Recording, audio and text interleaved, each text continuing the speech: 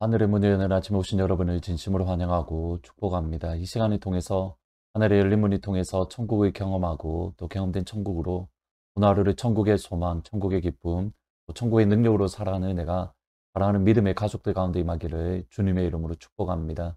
오늘은 출애굽기 35장 1절부터 3절까지 읽어드리겠습니다. 모세가 이스라엘 자손의 온 회중을 모으고 그들에게 이르되 여호와께서 너에게 명령하사 행하게 하신 말씀이 이러하니라. 여섯 동안은 일하고 일곱째 날은 너희를 위한 거룩한 날이니 여호와께 엄숙한 안식일이라. 누구든지 이 날에 일하는 자는 죽일지니 안식일에는 너희의 모든 처소에서 위도 피우지 말지니라. 금송아지를 만들었던 이스라엘 백성들을 향하여 모세는 하나님께서 직접 써주신 십계명 두 돌판을 그들을 향하여 던졌습니다.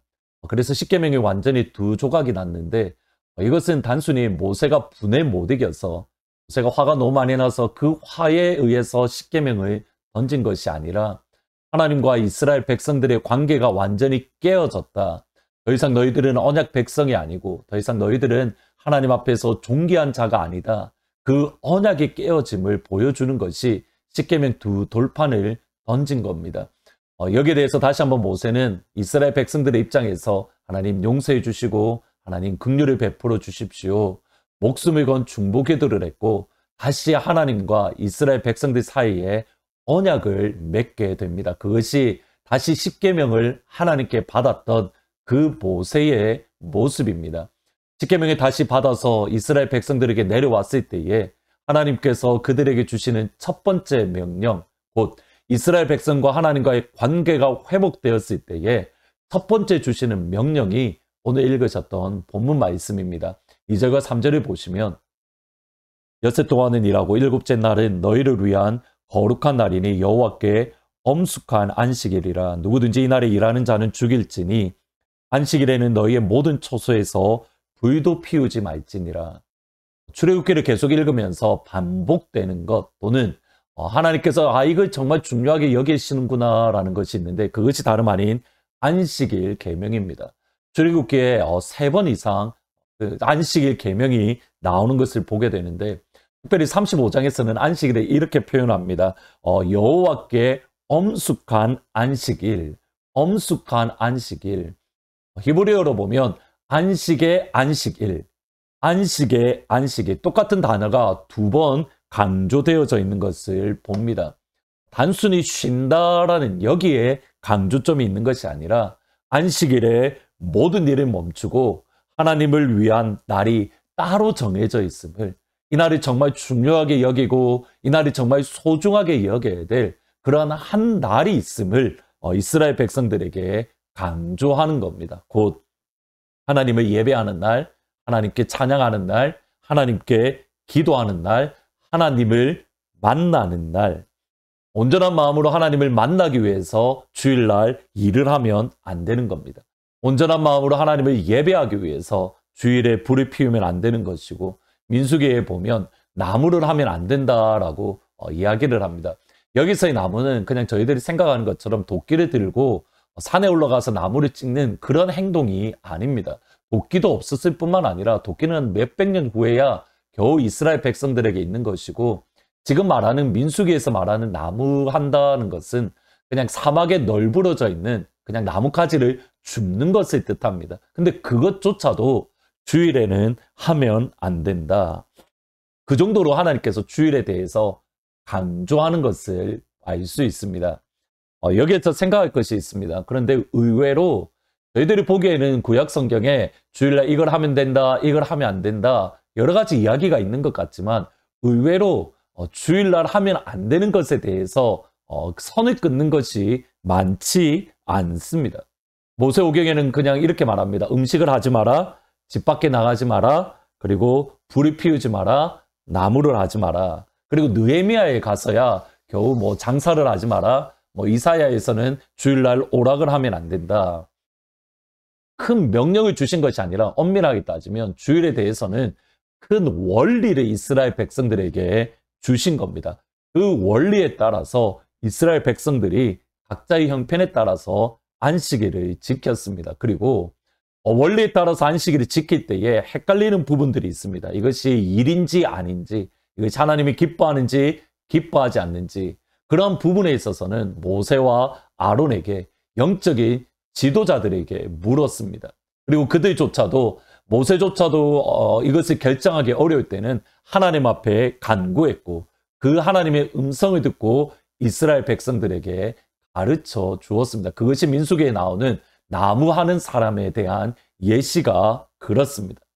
하나님께서 안식일에 이스라엘 백성들이 원하는 것이 정말 무엇인가 우리가 알 수 있는 내용입니다. 그들의 상황이 아니라 하나님은 이스라엘 백성들이 안식일에는 예배에 집중하기를, 찬양에 집중하기를, 예배가 그들의 삶의 최우선순위에 두고 예배를 중심으로 살아가는 것을 원하시는 것을 보게 됩니다. 곧 이스라엘 백성은 철저하게 주일 공동체, 또 예배 공동체입니다. 예배가 없으면 이스라엘은 이스라엘이 아닙니다. 찬양이 없으면 이스라엘은 이스라엘이 아닙니다. 예배가 얼마나 중요한가 하나님 보시기에 또 이스라엘에게 그 순서를 보면 저희들이 조금 더 알 수 있습니다. 방금 말씀드렸듯이 언약이 회복된 이후에 하나님이 먼저 안식일 예배에 대해서 말씀합니다. 그리고 나서 성막에 대해서 4절부터는 성막에 대한 말씀이 이어지는데 5절과 10절을 보시면 너희의 소유 중에서 너희는 여호와께 드릴 것을 택하되 마음에 원하는 자는 누구든지 그것을 가져다가 여호와께 드릴지니 무릇 너희 중 마음이 지혜로운 자는 와서 여호와께서 명령하신 것을 다 만들지니라. 제가 말씀드리고 싶은 부분이 여기에 있습니다. 이스라엘 백성들이 성막을 만들어야 하는 이유가 무엇입니까? 예배 드리기 위함입니다. 예배 드리기 위해서 마음에 자원하는 자들이 성막을 만들기 위해서 예물을 하나님께 드리는 겁니다. 예배를 드리기 위해서 마음이 지혜로운 자들이 하나님 앞에 나와 그 성막 짓는 것을 같이 동참합니다. 성막의 존재 이유는 예배 드림에 있다. 시간이 지나면서 사실 이 개념 자체가 많이 사라졌습니다. 예배를 드리기 위해서 성막이 중요한 것이 아니라 성막 그 자체가 중요해져 버렸습니다. 성전 그 자체가 중요해져 버렸습니다. 왜냐하면 이스라엘 백성들이 이렇게 생각한 겁니다. 성막에 있는 한 이스라엘 백성은 망하지 않을 거야. 성전에 있는 한 이방인 민족들이 우리를 결코 정복할 수 없을 거야. 그런 잘못된 신학으로 가지고 있었던 것이 완전히 깨어진 것이 바벨론에 의해서 예루살렘 성전이 완전히 무너졌던 겁니다. 보셔야 됩니다. 예배드리지 않는다면 하나님의 성전도 무너집니다. 예배드리지 않으면 하나님의 성전도 파괴되어집니다. 성전 그 자체가 중요한 것이 아니라 그 성전에서 드리는 예배가 중요합니다. 다시 말씀드립니다. 이스라엘 공동체는 처음부터 예배 공동체, 주일 공동체, 이 정도로 중요한 것이 예배인데 오늘날 우리의 모습을 보면 참 예배가 소홀해졌다라는 것을 보게 됩니다. 예배가 제일 우선순위에 있는 것이 아니라 2순위, 3순위로 밀려난 듯합니다. 시간이 되면 예배드리고 안 되면 어쩔 수 없고, 예배는 그런 것이 결코 아닙니다. 예배는 선택이 아니라 그리스도인의 필수 사항입니다.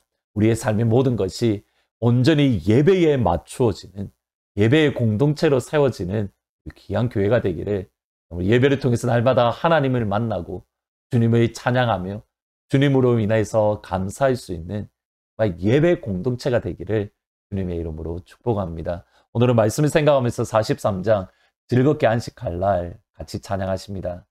즐겁게 안식할 날, 반갑고 좋은 날, 내 마음을 평케하니 즐겁고 기쁜 날, 이 날에 천하 만민 보좌 앞에서 참되신 삼위일체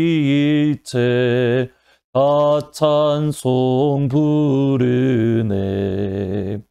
이 주의 지킴으로 새 은혜 입어서 영원히 쉬는 곳에 다 올라갑시다. 성부께 찬미하고 성자와 또 성령 참되신 삼위일체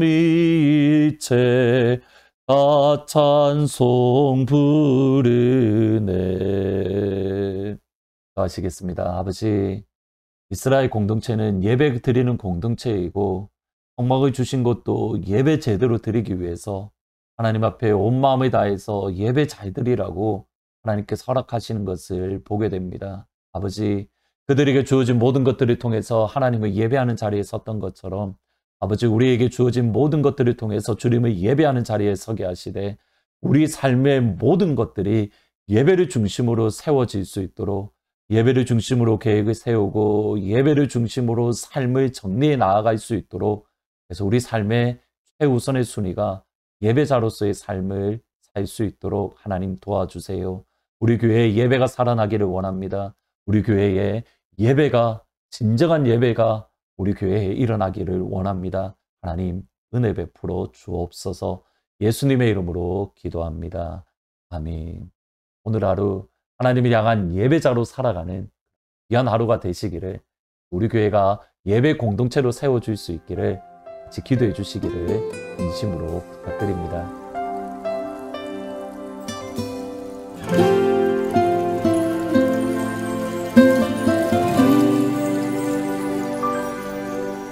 내 입술의 말과 나의 마음의 묵상이 주께 연락